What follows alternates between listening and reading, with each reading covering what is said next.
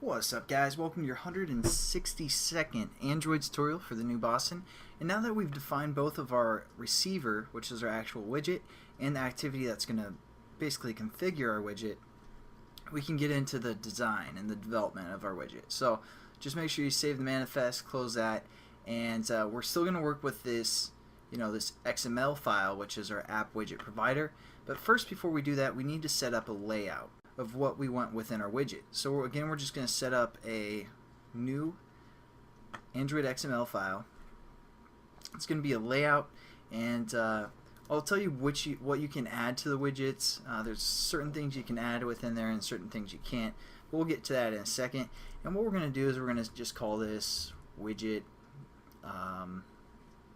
Yeah, that sounds good. Widget.xml. Hit finish. And we also want to set up a layout for our configure class. So we're also going to say a new XML file as well. Call this widget config.xml. Again, a layout, and finish.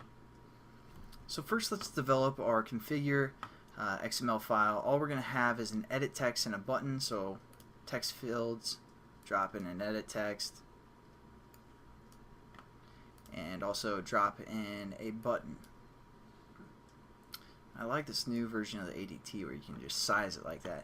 But what we're going to do is we're going to switch over and just make sure we have our references the same. So we're just going to have our button be widget, button widget config, and we're going to have our edit text also just be et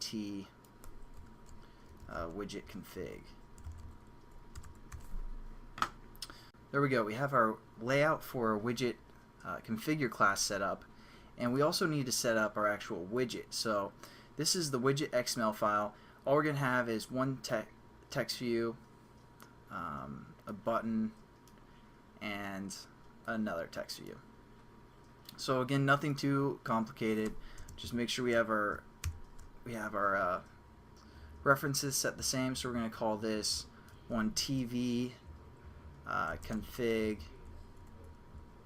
input, and we're also going to have our button just be widget, button widget open, because this one's going to open an activity. And for our third text view, we're going to say TV widget update. So there we go. We basically have our widget configured, and this is what's going to appear when we add this widget to the home screen of the person's phone. So it's pretty simple. Again, it's pretty pointless, I should say, and we have that set up. So now what we're going to do is we're going to go back over to this widget stuff XML. So within this file, we set up the configuration already of what activity we want it to open when we add it to the home screen, but we also need to set up how big we want the widget to be and how often we want it to update, and also the initial layout. So first, we're just going to do our initial layout that we set up. So we're just going to go browse, and then it's under layouts, and we called that one widget. So we're just going to hit widget at layout widget, and then what we're going to do is we're going to set up the width and the height, and there's certain guidelines for the width and the height. So we're going to jump over to the developer page, which I'm sure you can just Google widget design guidelines and it'll pop this page up. Otherwise, you can pause the video and go to this website if you want to type it in. And this gives us a little bit more information about the guidelines of how to set up a widget.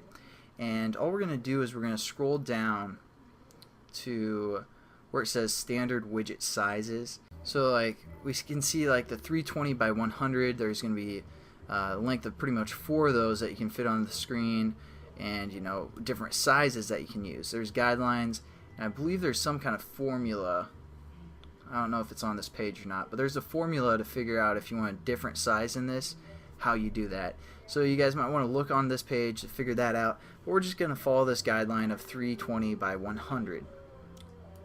So again, we're just going to jump into Eclipse, and for our width, we want to say 300 or 320 by 100, and this is DP for both.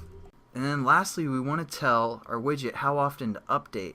And the minimum value that we can tell it to update is every half an hour, because every time we call that update through the broadcast receiver, It's going to use battery power, and it's going to kill the person's phone real quickly, so they want to keep it to a restriction of 30 minutes when you call that update. So just keep that in mind. We're actually going to do 30 minutes just so you guys can kind of see what it does over time. If you guys put this widget on your phone, then you can delete it because it's pretty much pointless and just waste your battery power.